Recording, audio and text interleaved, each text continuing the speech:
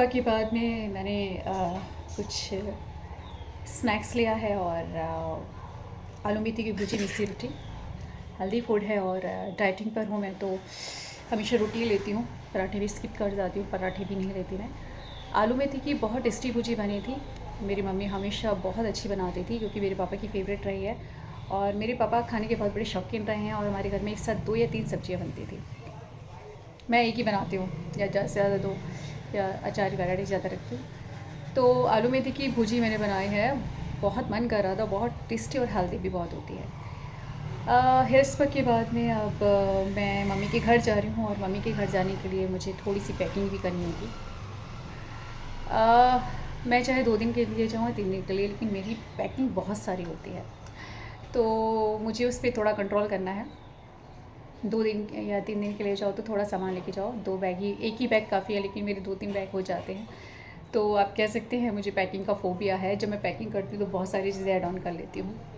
कुछ दिखाना भी होता है, सिस होती है, भाभी है, डॉल है, इन सबको अपनी चीज़ें दिखाना बहुत अच्छा लगता है मुझे। और ये सब मेरी सिस भी हैं और मेरी फ्रेंड भी हैं, और मेरे दिल के बहुत करीब भी है। और इस तरह कहते हैं ना, एक चीज़ खरीदते हैं तो मन में होता है कि अरे उसको दिखाऊंगी तो वो वाव बोलेगा, क्या ब्यूटीफुल चीज़ है, ड्रेस है या जो भी कुछ है। हर इंसान के अंदर ये पैशन होता है, ये ख्वाहिश होती है कि मेरी चीज़ को लोग पसंद करें और देखें। तो बहुत अच्छा लगता है उन्हें दिखाना, शो करना। और हम लोग चीज़ें एक्सचेंज भी करते रहते हैं जो हमें पसंद आती है, करनी भी चाहिए, ऐसे ही लाइफ चलती है और करती भी है। और दुनिया में सबसे खूबसूरत जो रिश्ते होते हैं वो भाई बहनों के होते हैं, और सिस के जो ब्लड रिलेशन होते हैं, भाभी का रिश्ता बहुत प्यारा होता है अगर माना जाए तो, क्योंकि वो बहुत अच्छी फ्रेंड होती हैं, उनके पास एक्सपीरियंस बहुत होता है, और आप अपनी बहुत सारी बातें उनसे शेयर कर सकती हैं जो आप किसी और से नहीं कर सकते। तो मेरे हिसाब से बहुत ब्लड रिलेशन बहुत खूबसूरत रिश्ते होते हैं, और सबसे प्यारा रिश्ता तो माँ बेटी का होता है। लेकिन एक्चुअली एक गैप आ जाता है। आजकल वो बात नहीं है। आजकल तो क्या है कि मम्मी और बेटी फ्रेंड्स बन के रहते हैं, सेम कपड़े पहनते हैं, सेम गाने पे डांस करते हैं, और उनकी लाइफ मतलब एक दूसरे से चलती है। लेकिन जब बच्चे थोड़े बड़े होने लगते हैं तो बहुत आर्ग्यू करते हैं, बहुत रिएक्ट करते हैं। अ, उनके अंदर बहुत सारी चीज़ें चेंज हो रही होती हैं, वो ज़िद्दी बहुत हो रहे होते हैं। जैसे बाहर का खाना उन्हें बहुत पसंद होता है, जैसे कि पढ़ना उन्हें पसंद नहीं होता, मोबाइल या स्मार्टफ़ोन या स्मार्ट टीवी तक वो बहुत पसंद करते हैं। ये चीज़ें मुझे बहुत इरिटेट करती हैं। मुझे लगता है कि बच्चों को हमेशा घर का हेल्दी फूड खाना चाहिए। तो सेकंड, स्मार्टफ़ोन और स्मार्ट टीवी का एक छोटा सा पीरियड होना चाहिए, आधे घंटे 1 घंटे के लिए आप देख लो। और सबसे अच्छी बात है कि अच्छी चीज़ें देखो, अपने ज्ञान को बढ़ाने की वाली चीज़ देखो, इम्प्रूव करने के। जैसे हमारे टाइम में ये फैसिलिटीज़ बिल्कुल नहीं थी कि अदरवाइज़ मुझे ऐसा लगता है कि आज गूगल का टाइम है, आज स्मार्टफ़ोन का है, यूट्यूब पे आप कोई भी चीज़ डाल के अपना उसकी नॉलेज ले सकते हो। हमारे टाइम में ये नॉलेज बिल्कुल नहीं थी। और मुझे तो ये भी नहीं पता था मुझे कौन से सब्जेक्ट लेने चाहिए, साइड लेने चाहिए। शुरू में मेरी आर्ट थी, फिर उसके बाद मैंने कॉमर्स ली थी। तो बहुत क्योंकि गाइडेंस नहीं थी, लैक ऑफ गाइडेंस थी। Mummy was not, my mom was not educated, and उन्हें इतनी नॉलेज भी नहीं थी, किसी को भी उस समय इतनी नॉलेज नहीं थी। और उस हिसाब से मैं अपनी जो मुझे ठीक लगा मैं करती गई। मैंने एम.कॉम LLB PhD की, गुड़िया को पालते हुए मैंने PhD की थी। उससे पहले LLB की थी, क्योंकि मैंने PCS की, और PCS की तैयारी कर रही थी, उसके लिए एक सब्जेक्ट चाहिए था, तो उससे के लिए मैंने LLB को चुना था। 3 साल मैं MMH कॉलेज में मैंने LLB की है। और थोड़ा अलग सा माहौल था वहाँ का, गाजियाबाद है, और MMH में थोड़ा अजीब सा माहौल था। खैर मेरा इतना आना जाना नहीं था, बस मैं एग्ज़ाम्स के लिए ज़्यादा आती थी, बहुत कम आती थी मैं। तो that was very different experience for me. And मुझे ऐसा लगा कि ये इट्स नॉट माई फील्ड। मैं जब कोर्ट में जाती थी, वहाँ की, मैं हाई कोर्ट भी मैंने विज़िट किए हैं, सुप्रीम कोर्ट भी विज़िट किए हुए हैं मैंने। तो मुझे लगता था this is not my field. मैं इतना रफ़ था वहाँ पे सब कुछ। और मैं एक राइटर थी, मैं शुरू से ही छोटी सी एज में से ही मैंने लिखना स्टार्ट कर दिया था अपने चाचा के साथ में। मेरे चाचा किशोर शर्मा बहुत बड़े पोइट थे, और वो नेशनल लेवल के पोइट थे, और वो लाल किले पर भी 3 बार आए थे।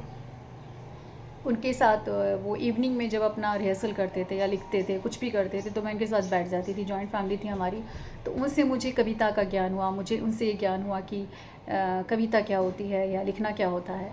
तो छोटी सी एज से ही मैं जब शॉर्ट्स टाइम में लिखना स्टार्ट कर दिया था, मैं पढ़ते पढ़ते लिखती रहती थी और वो उसको अप्रिशिएट भी करते थे।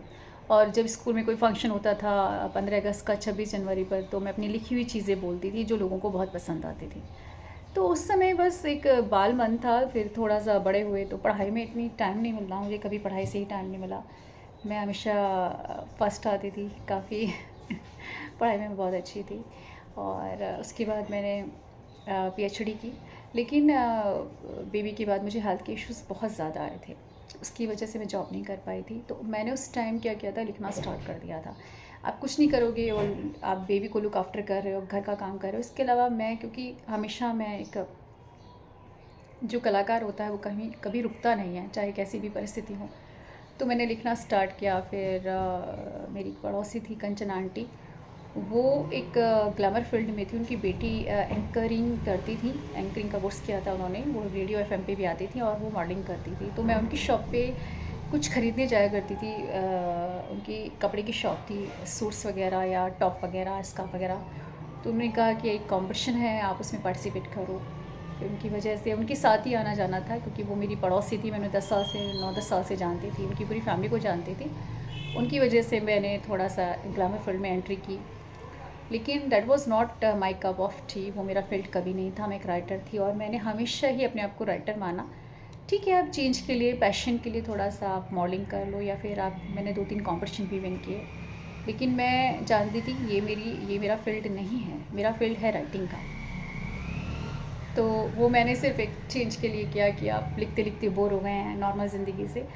तो पूरी सिक्योरिटी के साथ मैं उनके साथ में, उनके सुपरविज़न में काम करती थी। मेरे साथ हमेशा ही सिक्योरिटी रहती थी और उनकी वजह से मैं इस फील्ड में आ पाई। अदरवाइज़ शायद मेरे लिए तो बहुत मुश्किल था सोचना, क्योंकि वो मेरी पड़ोसी थी, मैं उन्हें 10 साल से जानती थी।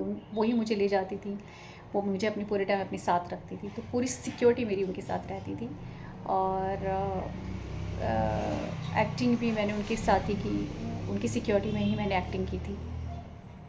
जो एक्टिंग की, तो मैंने काम किए थे 1-2 मूवीज़ में, जो काम किए थे वो उनके साथ ही किए थे, सिर्फ शॉर्ट टाइम के लिए, कि एक एक्टिंग का पैशन था। तो कंचन आंटी की वजह से मैं काम कर पाई। हालांकि वो तो इस फील्ड में आगे बढ़ती गई, उन्होंने काफ़ी काम किया, अक्षय कुमार के साथ भी, बहुत सारे एक्टर के साथ भी उन्होंने काम किया है। छोटे छोटे रोल करती रहती हैं वो, मदर इन लॉ के। तो उनको शौक़ था, उन्होंने एज ए प्रोफेशन के तौर पे इसे लिया। लेकिन मेरा वो प्रोफेशन नहीं था, सिर्फ शौक़ था।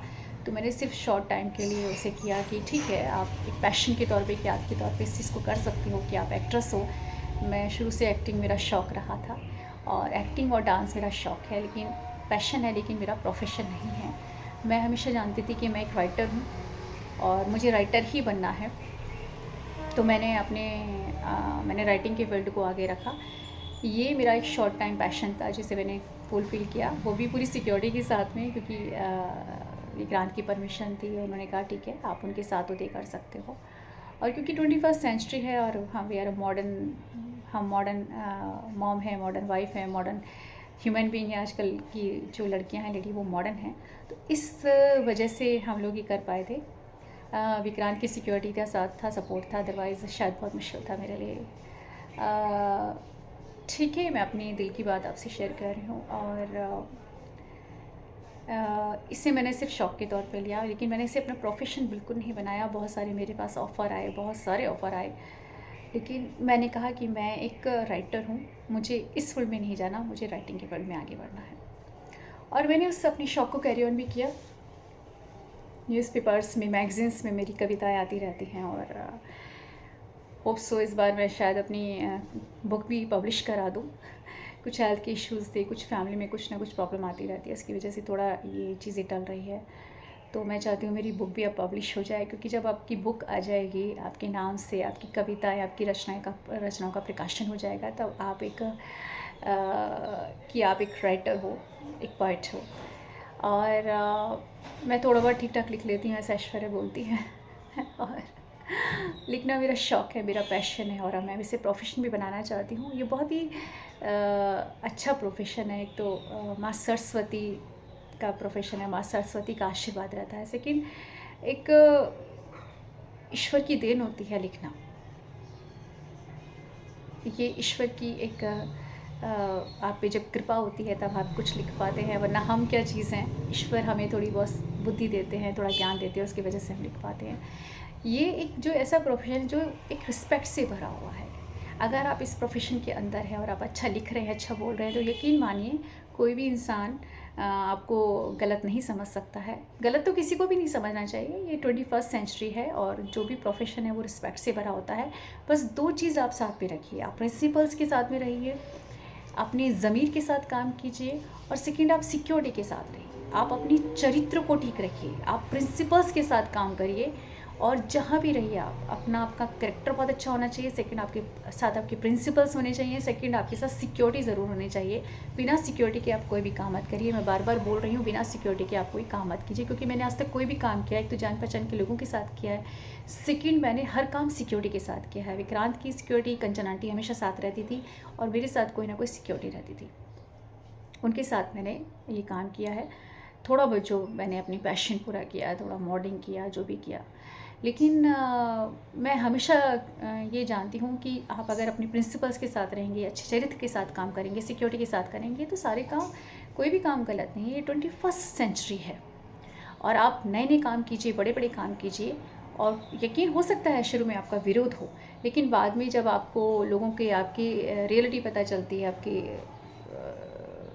पैशन का पता चलता है, प्रिंसिपल्स का पता चलता है, तो यकीन मानिए कोई भी इंसान आप पे उंगली नहीं उठा सकता, और आप ज़िंदगी में एक नई मिसाल कायम कर सकती हैं, आप एग्ज़ाम्पल बन सकती हैं लोगों के लिए।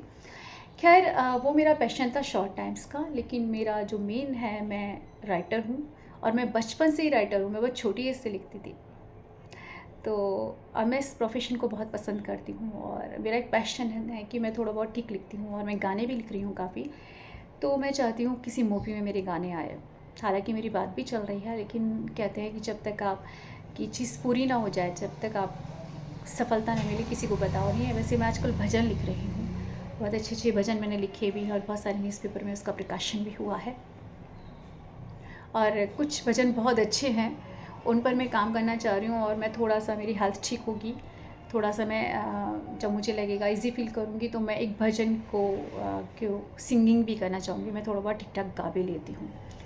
तो मेरा ये एक पैशन, सपना है कि मैं एक भजन पे काम कर रही हूँ, एक भजन की कैसेट निकालना मेरा पैशन है, और इस पैशन के साथ मैं आगे बढ़ रही हूँ।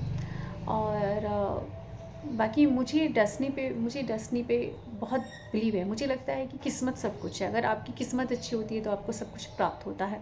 आपकी किस्मत के सितारे आपके साथ हैं, आपको सब कुछ प्राप्त होता है। बिना किस्मत के आप कुछ भी नहीं प्राप्त कर सकते।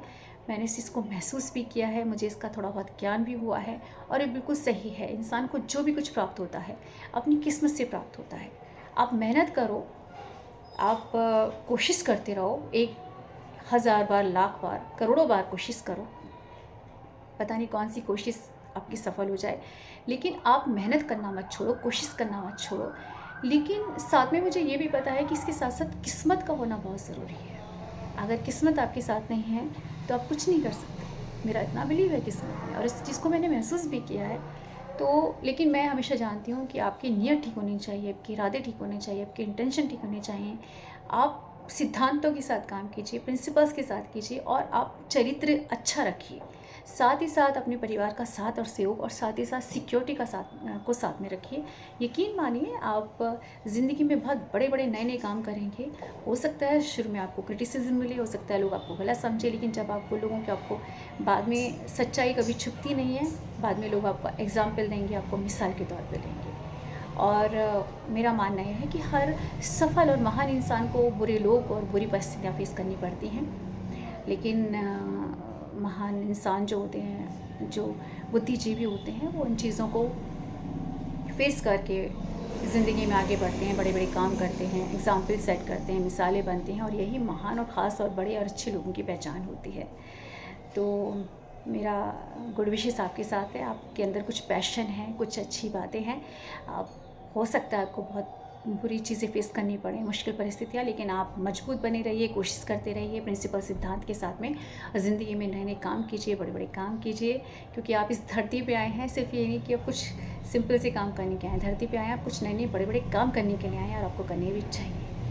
ईश्वर ने आपको धरती पे अच्छे-अच्छे बड़े-बड़े काम करने के लिए भेजा है। बस आपको अपनी शक्ति का आभास होना चाहिए। आपको आभास होना चाहिए आपके अंदर प्रतिभा क्या है। उस प्रतिभा को जानिए, उसे परखिए, और उस प्रतिभा के सहारे ज़िंदगी में आगे बढ़िए, नए-नए काम कीजिए। आप सबको मेरी बहुत-बहुत बधाइयाँ। आप सबको मेरी हार्दिक शुभकामनाएँ, और आपको आपकी आने वाली सफलताओं के लिए बधाइयाँ और शुभकामनाएँ।